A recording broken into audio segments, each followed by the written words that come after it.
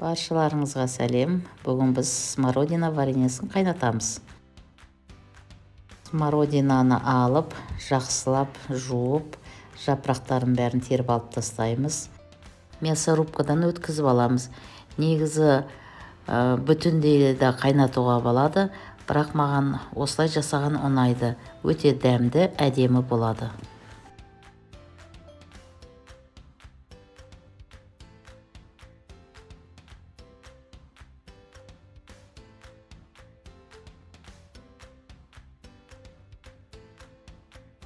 Міне смородина дайын. Енді бұның үстіне құмшекер салып 1-2 сағатқа қойып қоямыз.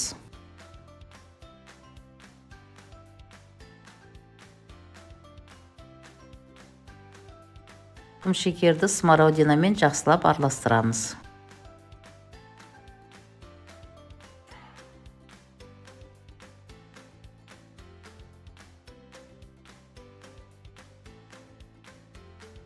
Смородинаны отқа қойып, астына жабысқымау үшін араластырып тұру керек.